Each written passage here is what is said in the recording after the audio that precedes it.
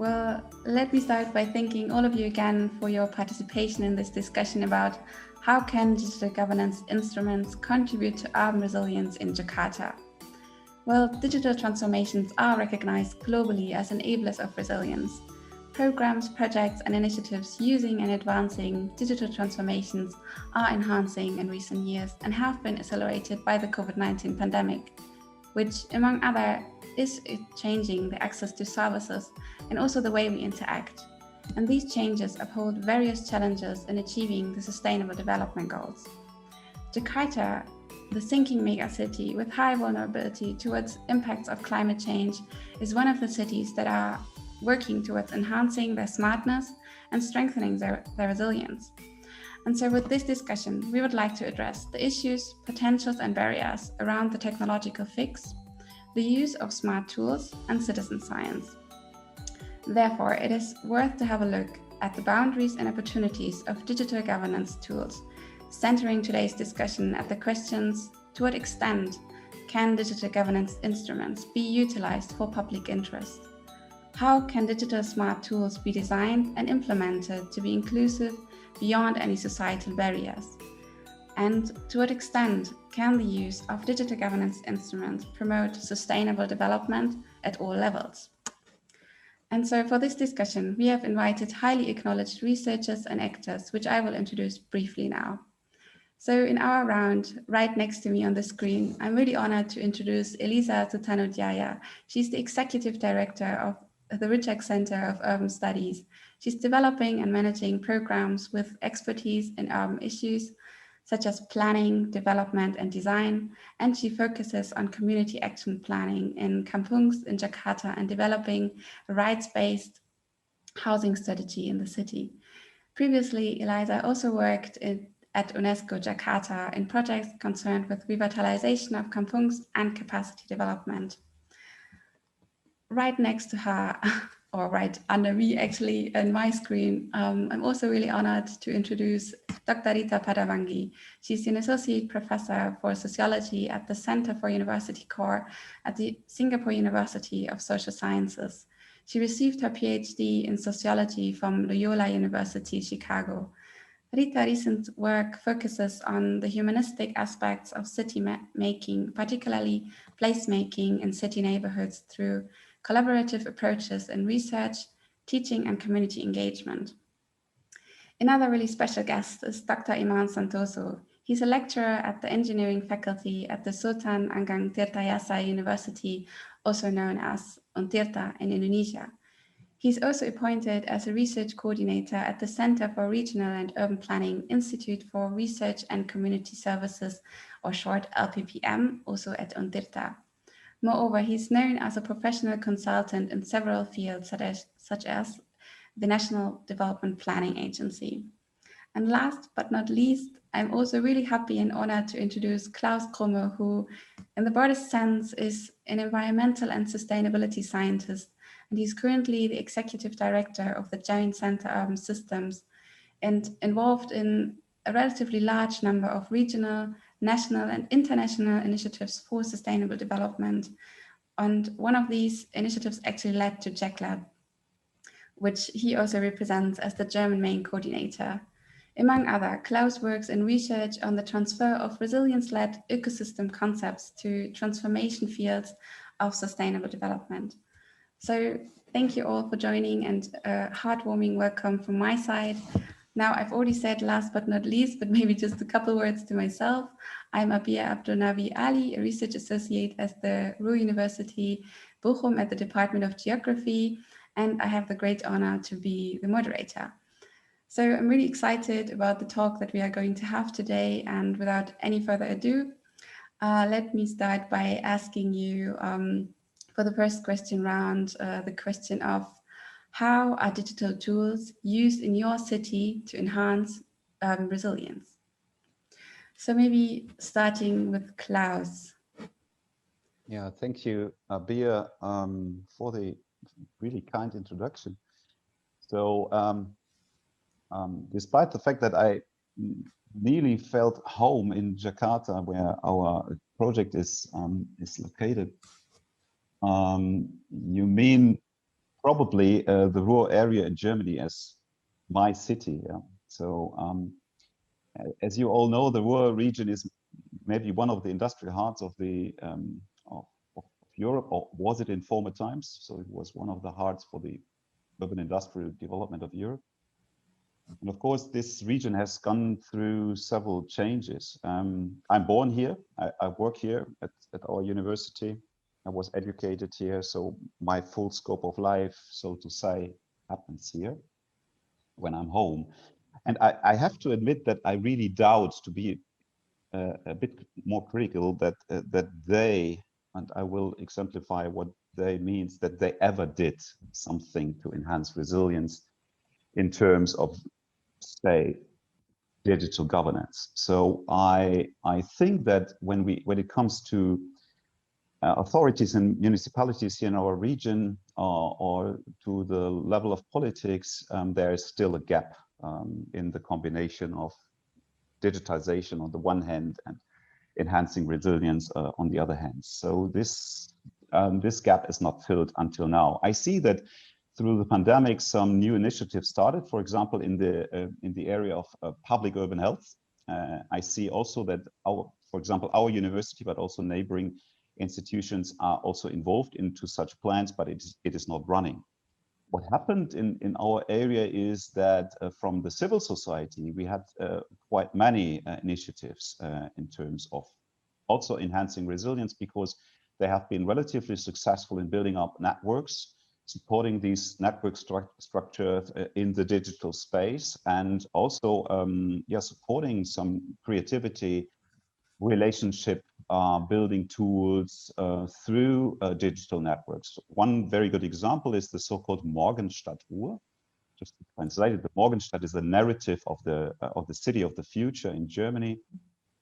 And it was then dedicated somehow to the Ruhr region, and it was actually supported by also some universities involved into the project. So this coalition in our city or cities here somehow works between the civil society and some of the scientific institutions here, but I still miss big initiatives from the public sector. All right. And how about Rita? How is it in Singapore? Okay, thank you, Abir. I guess when it comes to digital governance in Singapore, there are basically two things. In Singapore, the role of the government in city life is pretty obvious, and probably is more sort of like proactive in directing all these digital technologies, the use of digital technologies in urban management. And so in Singapore, there's this very well-known initiative called the Smart Nation. It doesn't even call it a smart city. It calls it a Smart Nation Singapore, and it keeps evolving. It basically covers everything from strategic national projects to various aspects of urban living, transportation, health, digital governance services, getting information from the government, doing your transactions online, and also information for startups and businesses for their networking. So all these are under the umbrella of this thing called the Smart Nation Singapore, and is under the Smart Nation and Digital Government Office in Singapore. So an example of this would be that for example, in the digital services from the government, there are e-applications, one-stop service of application for business permits, and also a lot of services in terms of applying for certificates or certifications, and also financial technology and all those things. pretty much, all the information.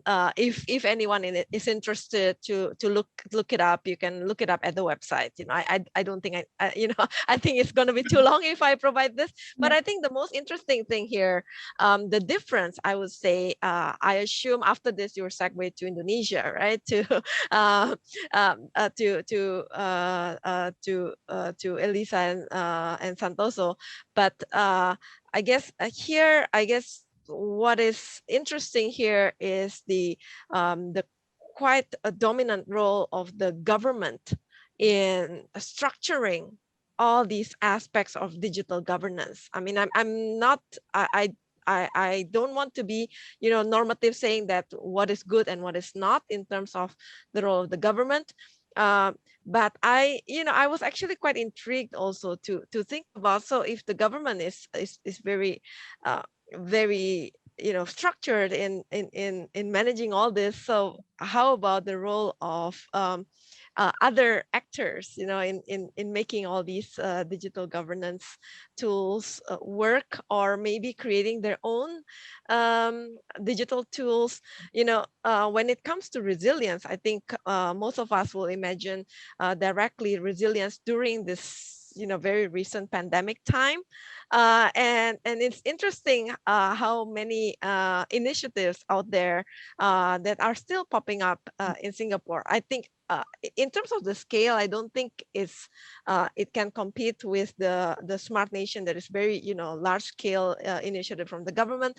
But just as an example, during this pandemic time, when we went into lockdown, and we couldn't really go out very much, there are these groups of Singaporeans who set up this SG Dabao portal to for the hawkers, basically for the food vendors, to sign up, so that people who are interested to buy their food can look it up online and be connected directly with the hawkers. And this is really a non-profit initiative.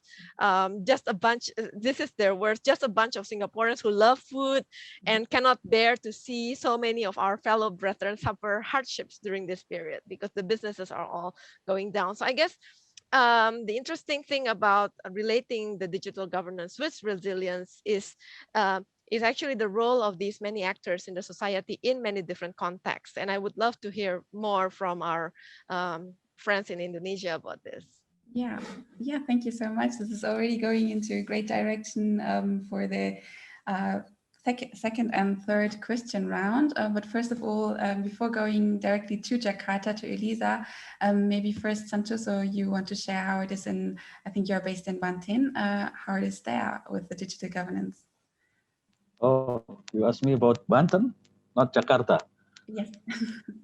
Oh, Banten was not so powerful in digital things, but they have already prepared e-government and smart city. So the e-government more focusing on the governance around the local government, and then the smart city platform more focusing on the public services. But we are facing the problem of social and economic inequality. So the north of Banten, closer to Jakarta, like Tangerang and South Tangerang, is more sophisticated, and the user of internet and smartphone were very high there. But in the I'm living in the middle of Banten, in Serang. Serang, Cilegon is equal, but in the south of Banten, still not so powerful in digital life. So their economy were focusing on the agriculture, and now shifting a little bit in tourism. So we still have a challenge there in the south. So we can still develop the economy there based on the digitalization. So we have a chance. All right. So there are possibilities.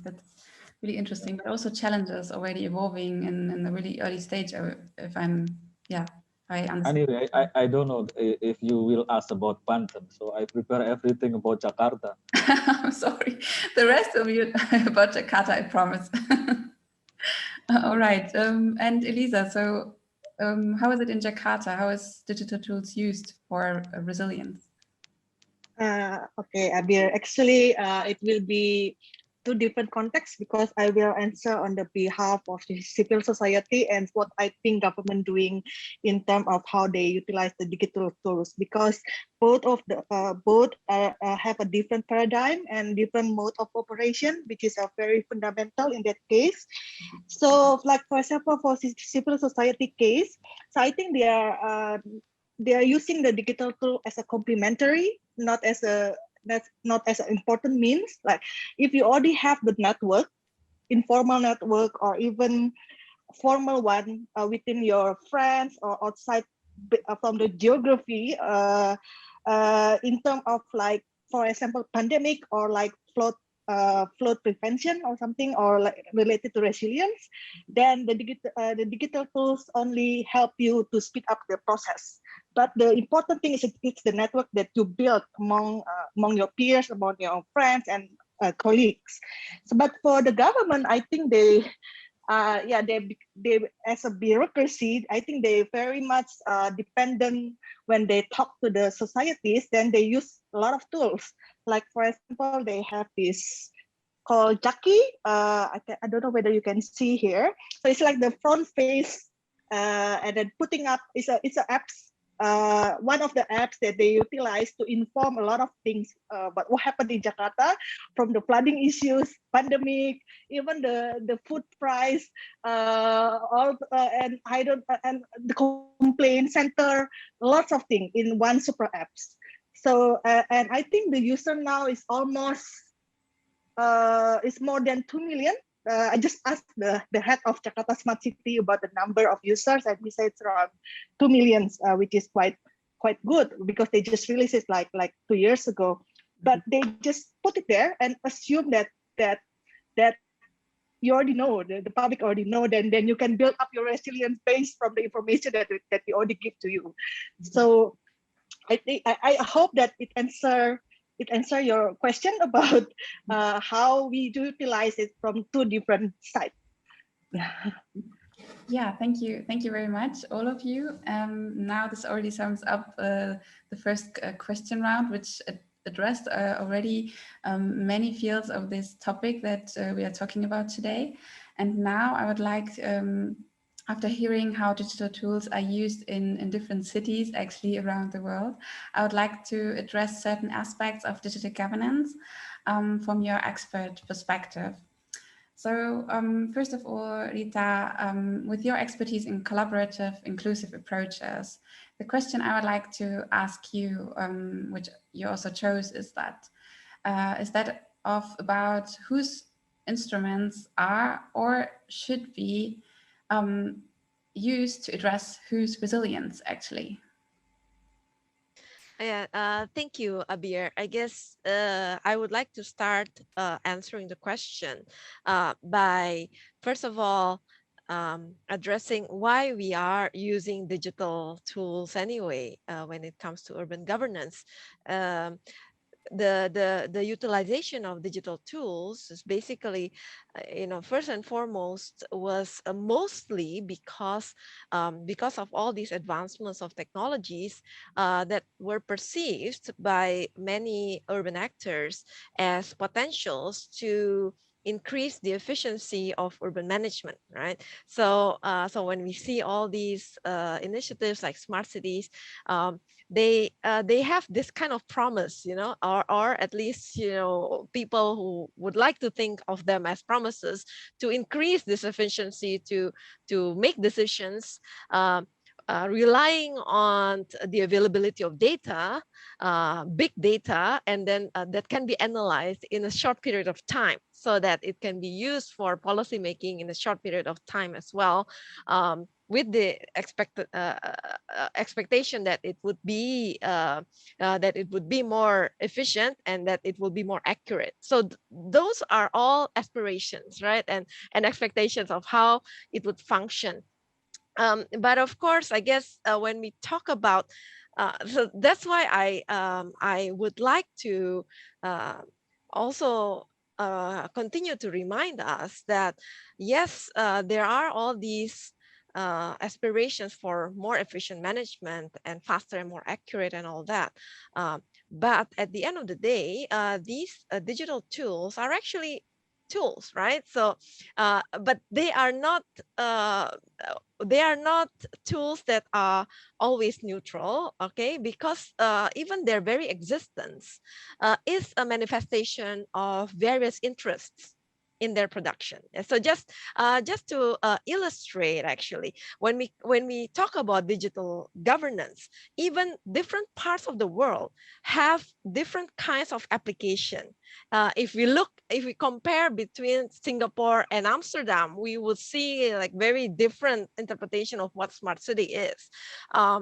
And in Southeast Asia, mostly, including Indonesia, there is this emphasis on the use of the technologies themselves, the use of the of all these control room, command center, and basically centralized infrastructures of information. And so when we are depending on those technologies, then we also need to think about who are providing those technologies, who are actually dictating what kinds of technologies that can be used and at what price, right? And there are only certain kinds of certain limited number of providers, basically, who could provide those tools, and there are big technological companies like, for example, IBM or Siemens, that are being engaged to provide all these tools. And they also have the interest to promote their products. And therefore, there are these pushes for deregulation, privatization of services, as well as free market in terms of engaging them. So we need to also always be critical about what are the tools, who are the whose interests are these provisions, and how are they being used, even in terms of how these kinds of push towards adopting technology, in terms of the constellation of the political economy behind it, whose interests are being served here, and even the use of technology itself is very popular right now. So it also can be used to boost certain kinds of popular images of certain urban actors as well. So that's why I pose those questions of, whose interests, whose resilience, who is being served, and then we think about how those tools are being used. All right.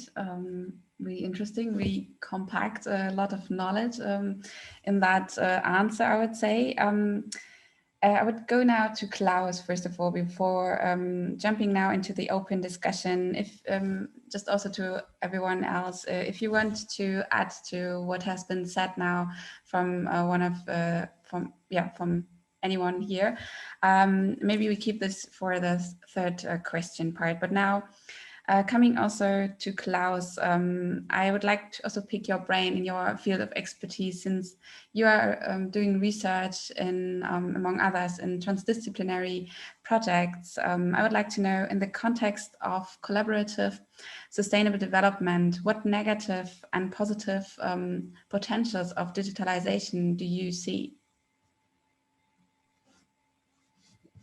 Yeah, that's of course, in fact, a long story. I try to make it short. So first of all, we see that there is still a strong belief in smart city, so to say, strategies or digital governance to enhance efficiency, that it is very often done in, let's say, in a neoliberal mindset, not that much on system-based approaches, like resilience is right now maybe the most powerful one. and also, of course, connectable to sustainable urban development. So first of all, there is no automatism. If you integrate digital technologies in your city, you have to have an agenda, and the point is you have also to know how to develop this agenda. And the question is then, who is you? Yeah, it's if it is a system approach, it is everybody in the city. So if you not use digital technologies or digital tools and services to enhance the participation of almost everybody, or everybody you can reach somehow, you will not be sufficient and you will not be successful in the very end. Of course, we know a lot from science about the so-called rebounds on digitization. So, so we have to be very careful, and we have to be aware that there is a need for a strong direction to apply digital technologies, even also in urban development. So try to avoid this unreflected automatism about the digital tooling, but see digital networks as rather an enabler of relationship building and creativity. That would be my point when it comes to the use in sustainable urban development. And for that, you need much more, let's say, skills for enabling social networks than skills for digitization. So that is definitely a thing that comes first. And then, of course, in the end, digitization and the different tools can work as an enabler. It is really interesting that from many papers, and some of them are almost 15 years old, we can see that many of the design thinking based approaches can work in the digital, in the virtual space, yeah, and they do it perfectly. But if it is not implemented, if it is just based on, let's say, improving citizen services, more convenience based, it will of course not work, yeah. But if you provide a digital platform, if you make the digital space an environment of your city, to enhance the relationships between people, institutions, to see maybe your city in terms of a learning organization, so to say, then this is of course a very big chance. Right now, I can say, and I would really be interested, because Singapore is always claimed as a very good example. I could say for Germany, we are somehow behind the track. We have not really fully understood when it comes to core questions of digitization in urban development. We have not really understood, I would say, how intensive a good and positive influence of digitization on, for example, people's lifestyles, also in a sustainable way, on, for example, also green business model can be. And this would, of course, then create an output for structuring urban settlements, for new dimensions of the compact city, for also new transferring IT architectures into the built city architectures. That is something I really miss. I'm quite aware that there is something going on in Singapore, but I'm not aware if the civil society is really also on track, or if they are really part of this game, so to say. Mm-hmm. Mm-hmm. All right. So now, coming back to Jakarta, I would like to ask Lisa, as you have been actively involved in contributing to the city being planned in a more ecological and especially social, sustainable way in Jakarta. So do you actually think, now really concrete a question, that the Jakarta Smart City makes the city and its citizens more smarter? So yeah, so basically what Jakarta Smart City done, they're kind of like a center that producing open data. I think we have Jakarta have the very good set of open data if you compare with other cities or other province. And they also handling the super apps that I mentioned, the super apps for citizens, the JaC-Lab, and also they also have Jakarta 1 is a GIS GIS-based data, which is quite comprehensive. You can know even the certain license or certain building permit that they released in 1960 or something. So I'm quite impressed with that. And then also they're handling all the sensor and CCTVs and all those things. Like I think around now it's 4,000 CCTVs, which is also now it goes through to their server or something. Before it's like third party. This kind of like a modality before you start this smart city planning or whatever you call it, right? But the problem is, even though they have the modality, even though they have the sensor for pollution or whatever it is, but the policy making is always based on the politics, never really based from all these modalities that they have. So we kind of like waste the money, you know. Yeah, we have this fancy stuff, but we have a terrible pollution problem. It's you don't really have to use the sensor from there, but we just can see the sky. But there is no changing in the policy. So basically, this tool is not making us smarter. It's not making us our city more healthier. So that's one case. And sometimes the tool also make the citizen sometimes lazier and use the tools to alienate another citizen. No, if you know one app called Clue, in the past it was promoted by previous governor as a apps that can basically solve your problem in the city, like pothole, all kind of things like garbage, waste, or kind of things. But the the founder of these apps also promoting the apps in his Instagram as a way to affect street vendors. Because one in his Instagram story, he said, "See, there's a street vendor over there. You can report that to Clue, and then in another 2 hours, that the Satpol PP, which is like the security staff in the provincial government, came and they kind of like ask those street vendors to move." So then the smart city tools become a tool for make you, how can I say, hostile citizen to others. So now it's not make you smarter, it's make you a little bit asocial in some way in the process. All right, that's been a really interesting view on this question. And now I would like to continue with Santoso. I think I lost my connection for a while, sorry. Oh, you are back now.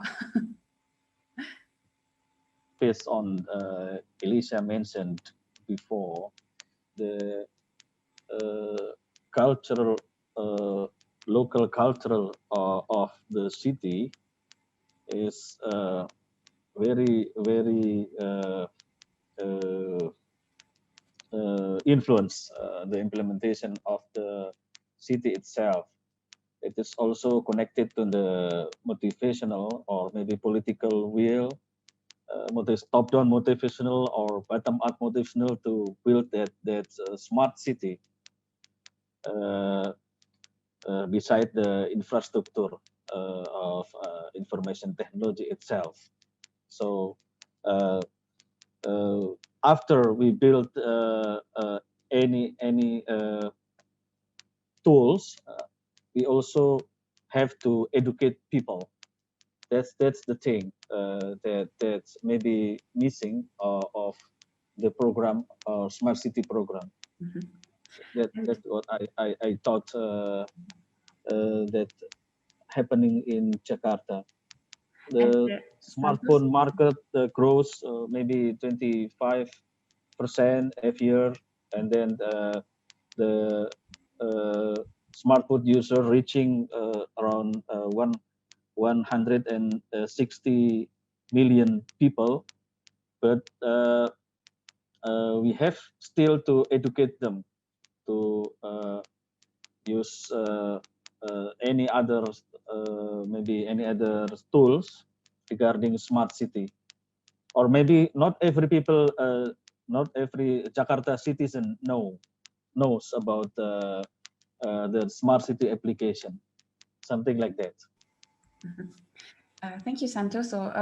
Elisa, you have raised your hand, but maybe do you like to say something right to what Santoso has mentioned? yeah, I think we have to a little bit careful with the term of education because it seems patronizing.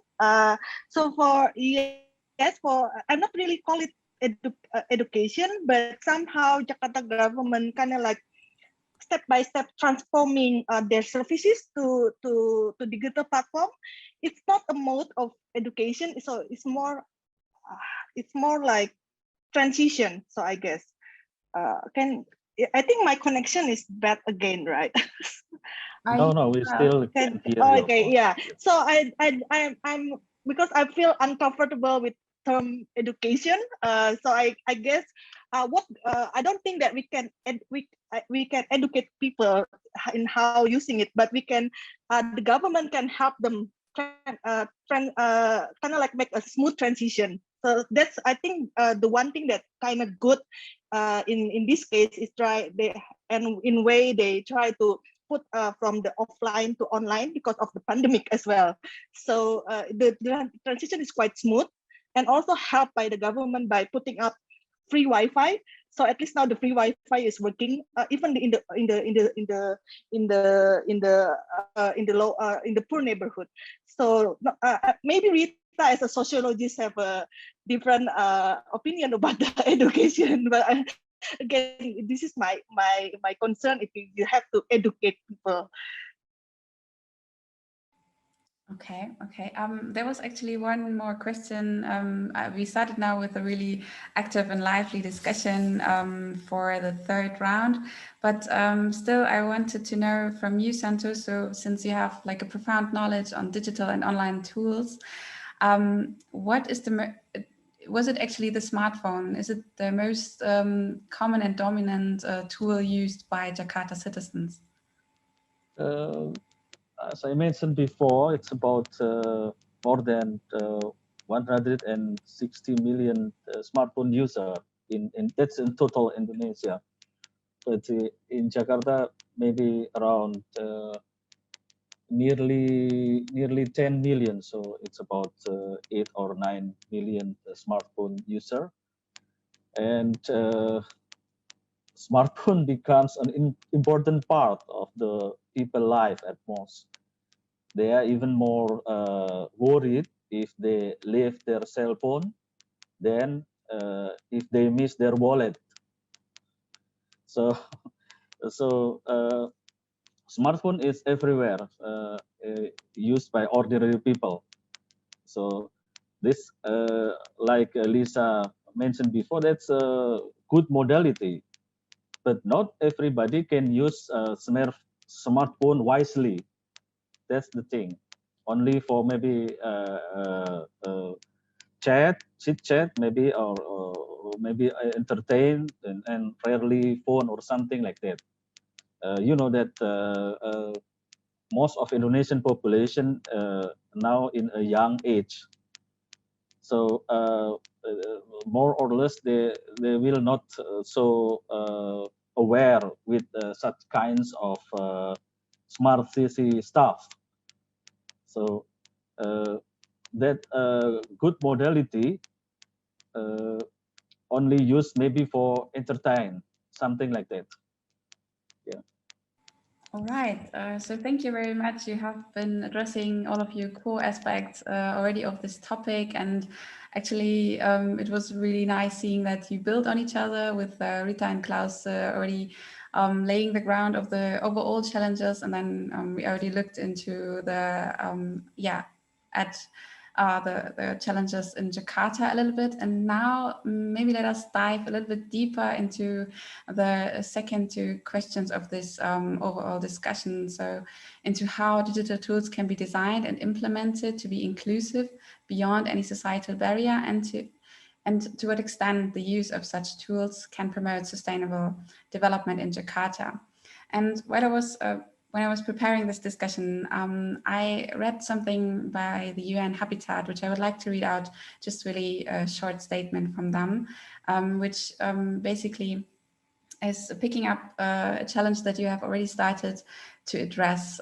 So they are saying that digital technologies have the potential to serve people, improve services and working conditions by Yeah, but persistent digital divides remain, and the digital revolution must be directed and governed in a democratic and inclusive way. Digital technologies, depending on their use, can be a force that widens social gaps or reduces them.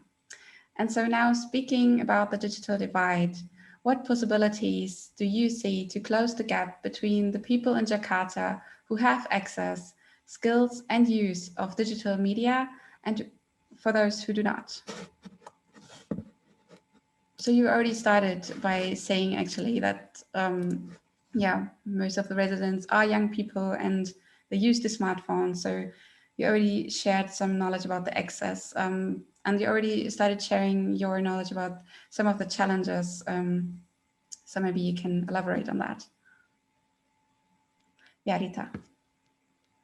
Okay, thank you, Abir. I think I just want to I want to build on what we have discussed before, because Klaus also called on me just now about how the smart city has been implemented in Singapore, and to what extent is the civil society actually involved in that. I would say that in my own observation, living in Singapore, a lot of the application is really still focusing on convenience. Actually, like for example, if you want to know when the next bus will come, there will be an app for that. If you want to do all these e-filing, your taxes, all your immigration documents and all that, it's all electronic, and it's really convenient. All right.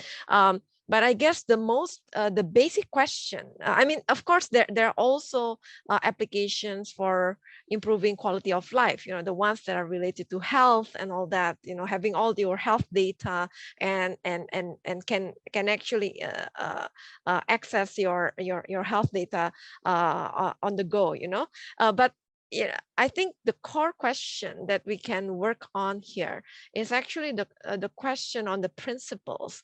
I guess I begin the discussion by highlighting that actually the digital tools are tools, right? So and Klaus also built on that, saying that we need to have the ability to build the network first, and then you have the tools to enhance it. Now, what will happen if the tools come before you actually have the ability to connect with other people, right?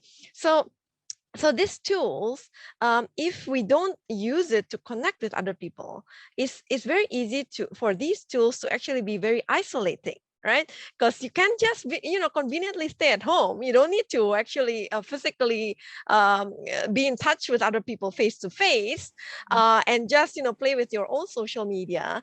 And my good colleague in Canada, I would just cite her. Her name is Marlena Lim. She said that it's basically on social media you're talking to a wall. It's not talking to people, you're talking to a wall, right? You have your wall in the social media, and so it can be an isolating tool if it comes without the ability to network. I mean, of course, there are potentials of these tools to connect with other people. Now, what are the principles that are important so that we can use these tools for the betterment of the society, so-called, right? I think the question about being inclusive across societal barrier is really to enhance our ability to function as a society. It's really the question of how do we move beyond just using these tools as convenience to making these tools actually potential tools for active citizenship, for example. And we need to realize also whatever we see on these tools, like for example, Jakarta Smart City, all the problems in the city, all these CCTV cameras, right? We need to realize that they are actually mediated images of the city. They are representations of reality. It's not really, we are not in the real space. They are actually representations of reality, and by the media through which these representations are conveyed, there is a process of simplification. And there's a process of reduction. And this simplification and reduction is really dependent on the structure of the information. Let's say that's kind of a structure, but let me just illustrate. Let's say we look at this map of all these problems in the city that were reported on Clue, right? They are actually on the map. And it's very easy for us to really just accept the map, for example, as a representation of the city, of how we understand these spaces in the city. We have the map in our mind. But what does the map mean, right? What can a map represent? The map is actually, yesterday I just had the discussion about this, that all the spaces are being parceled out. It can be very nicely representing all these maybe land ownership, all these plots of land, like, right? So it really corresponds to representing, for example, private property. But how about, let's say, how would you represent communal ownership of land on the map? That's not even a question anymore if we just accept the fact of the map and all those nicely delineated plots as the way we understand the city, right? So we don't, it's really easy for us to not being reflective of how the information has been simplified and who will benefit from the simplification of this information. So for example, communities who are very used to having all this communal ownership of land, how would they be represented in these kinds of representations, right? So again, it's not just about the digital divide. It's really the question is not so much who owns the gadget and who is educated in using the gadgets, but also who is being represented in the ways in which these images are being represented in those digital tools. Yeah, it's also something I would say that Elisa earlier also answered in her in the second question with these tools actually making us not really smarter, but yeah, maybe the simplification is something that's also kind of restricting. But yeah, Klaus, you raised your hand. Yeah, sorry. I just wanted to refer to Elisa because we somehow touched a very crucial question. On the one hand, it was I think Mike Betty who said smart city is an invention of companies to earn money. Mike Betty is one of the most renowned smart city researchers in the world, like technology based. Of course, there's also an official definition of a smart city from his side, and you can read it in the books. But if you talk to him, he puts his finger on the danger that, of course, there would be also a misuse of such ideas. On the other hand, and I was reminded actually, and that is maybe an interesting point, I would like to hear the opinion of Elisa particularly. I was reminded by the current governor, Anies Baswedan, by another quotation. It was not about the smart cities, what about the city? It's a quotation by Jane Jacobs. And she said, if the city is not built by everybody, it cannot be there for everybody. It cannot be everybody's city. So, and this, of course, starts with campaigning also smart cities. Maybe we need a push also, maybe we need a kind of leadership to initiate a specific process. That is something I'm going to accept. But then there's a huge difference between the smart city of as if it is a parallel universe of your own city, yeah, a specific quarter. In fact, it is in many cities in the world a specific quarter of your city, and the rest is not smart, yeah, or not smart enough. To come to a different narrative, let the people show up how smart they and how smart their city can be, and let them define what smartness of the city means. I have identified, but I'm an outsider, so to say, that it was what really the central point in our discussions with the local governor, and particularly with the governor. All the time he insisted it has to be done in a collaborative way. We have to change the paradigm. Maybe we need to be a little bit more patient with the level of politics in Indonesia, but I see that there is a different accent to compare with the older paradigms you already referenced to. just to have the smart city, build it up as a perfect environment, and then ask the people to use it. Yeah. But I really depend on your evaluation, Elisa, a little bit more to have a clear picture about that. Yeah, the governor, since the earlier time of his campaign until today, he called his concept as a city 4.0, which is a city for collaboration, which means that the government is the platform and the citizen is the collaborator and the one who fill up the platform. Somehow, you know, it's his vision, right? Then at one, it sounds good, but I think along the way that he got many challenges.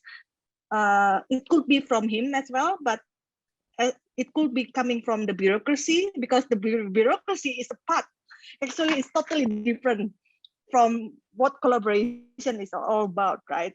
It's totally different set of work, set of mode of operation. So I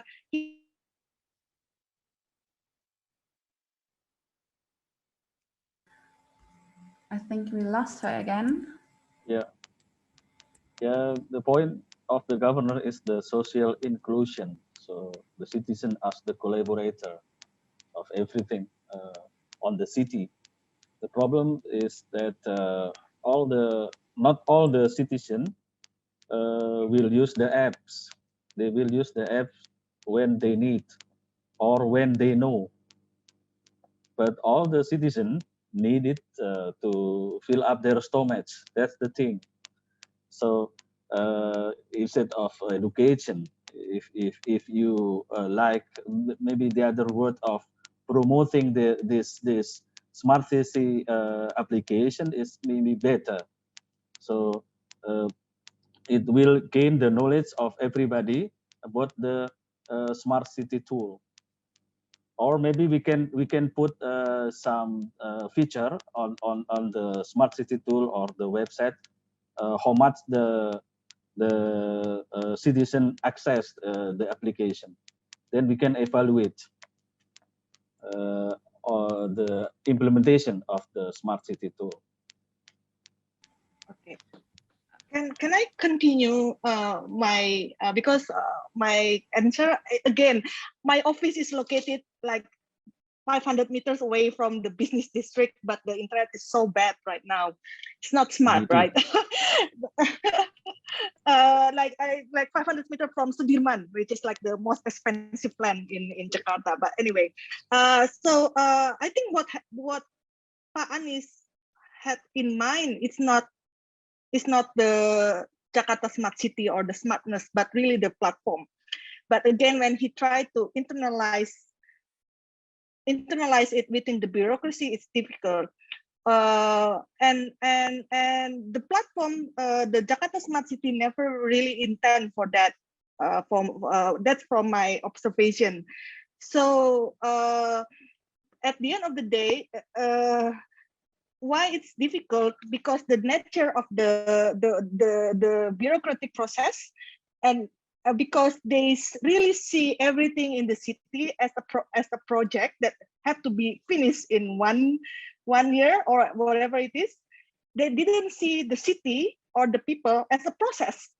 So if they don't get the meaning, we don't really need to talk about these tools anymore, because they don't understand the needs of this to collaborate in meaningful way.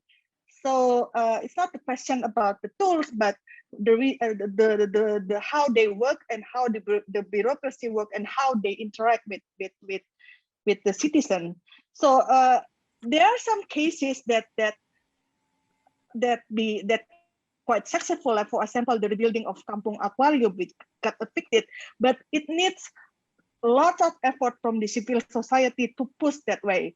Either way, if you just leave it to the government, the collaboration perhaps only happen in the paper, not really on the process. So I guess that's. I hope it answer your answer, and so your answer, Klaus. Sorry about the connection. So I get it. I get it. I hope it makes sense to you or to the audience. That's the difference between the program and the project. The program can be sustainable and should be sustainable, but the project, they don't care. So we have now Klaus first raised his hand, and also Rita.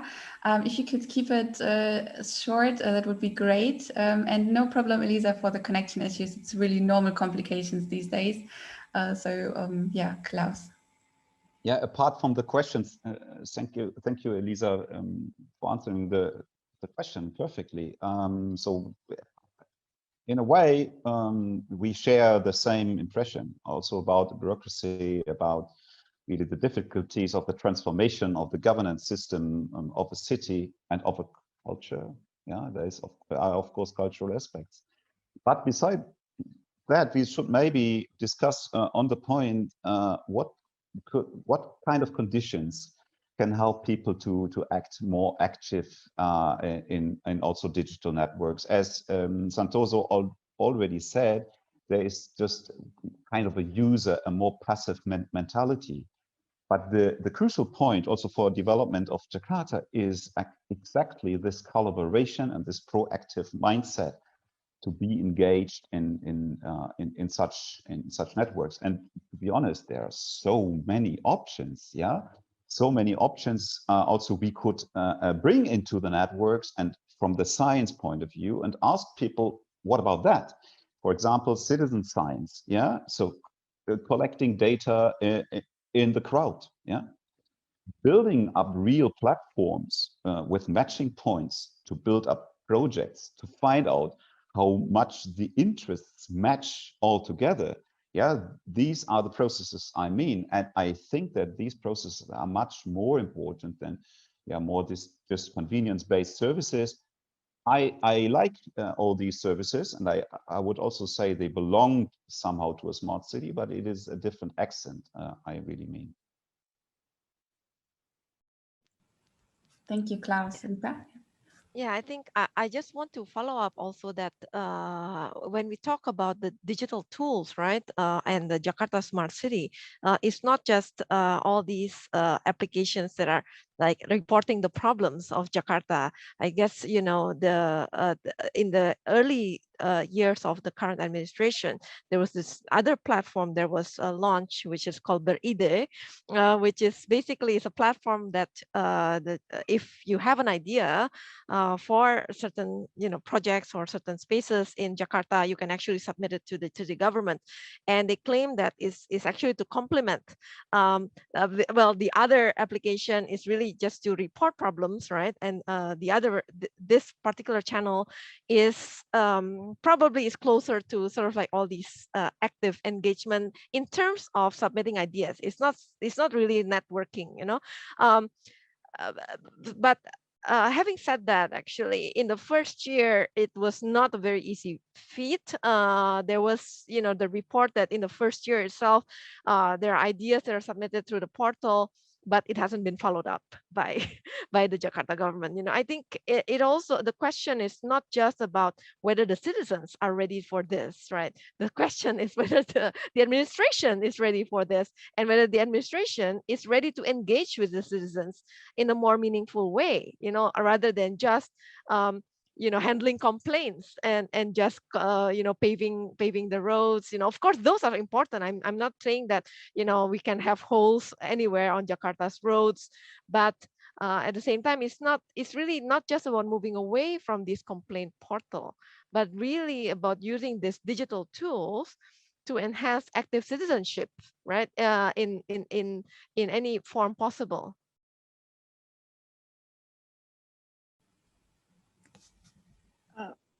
Yeah. I just want to add from the Klaus, because from what Klaus asking, because what kind of I'm not really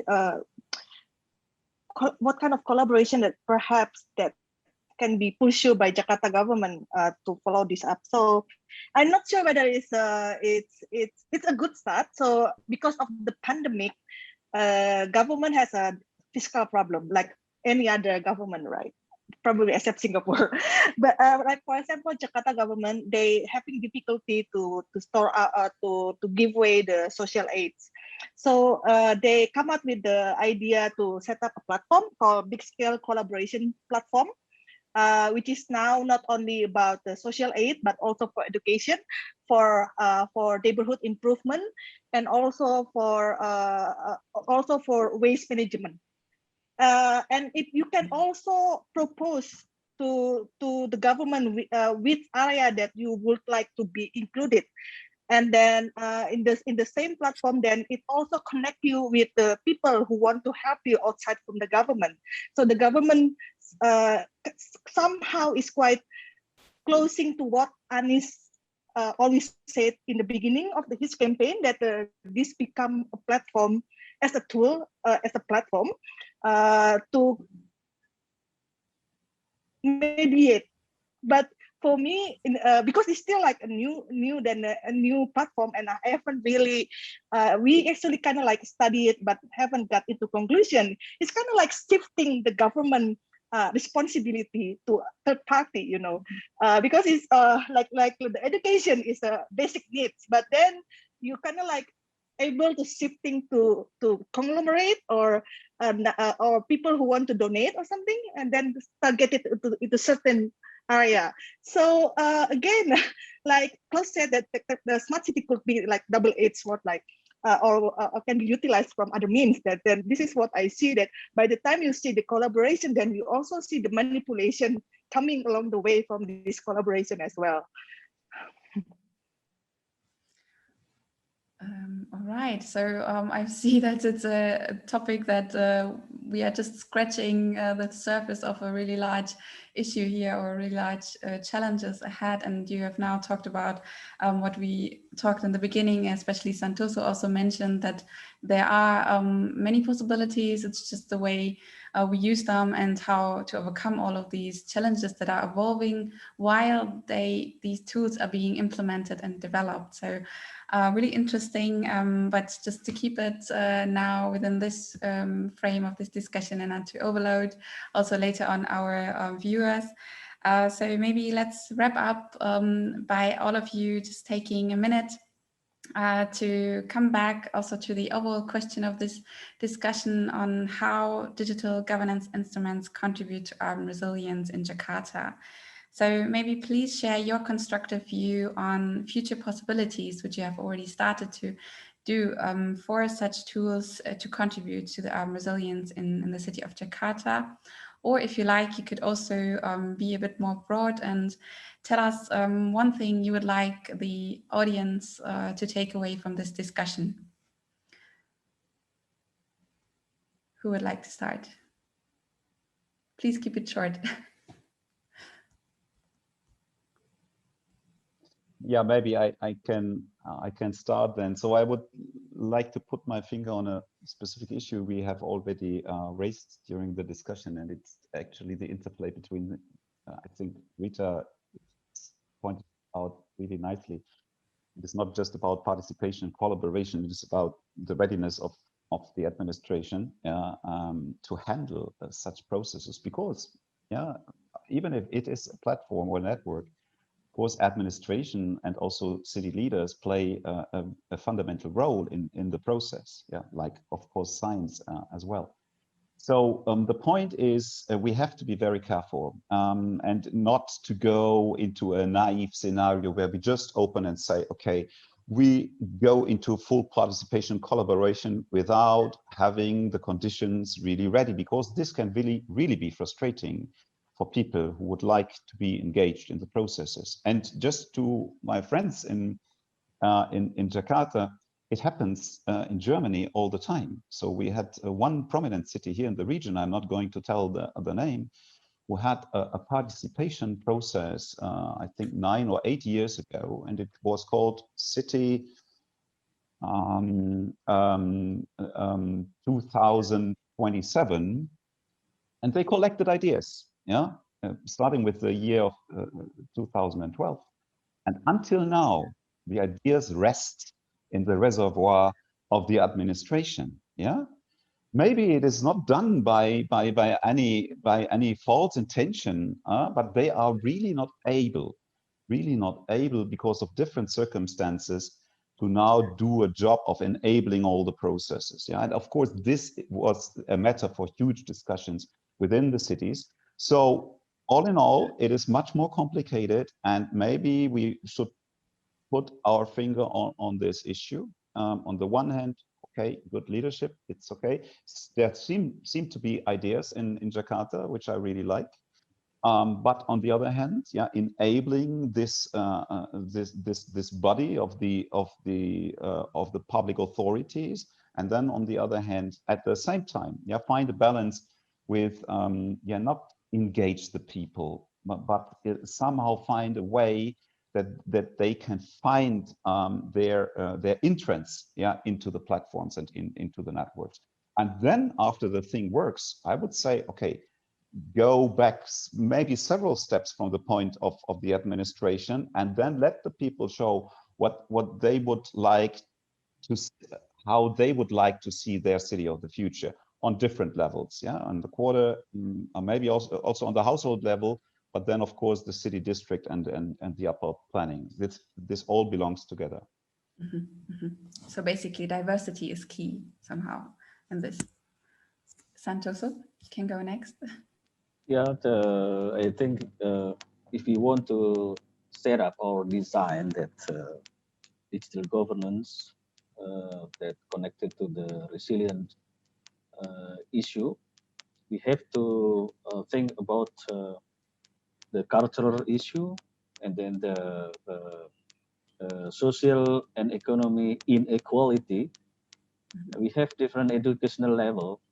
Maybe in even in Jakarta, we have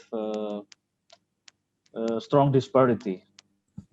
So we have to think about it, and then the motivational issue, administration issue, political will, and also the last one is the infrastructure issue.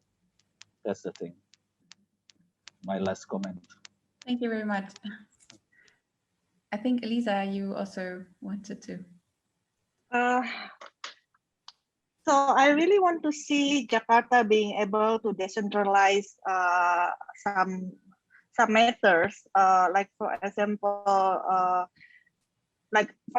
planning issues. So right now the planning issues always done within the city, within the governor level, but hardly involved from the kampung side or whatever it is. So again, because they see it as a project, as something that need to be finalized within 1 year.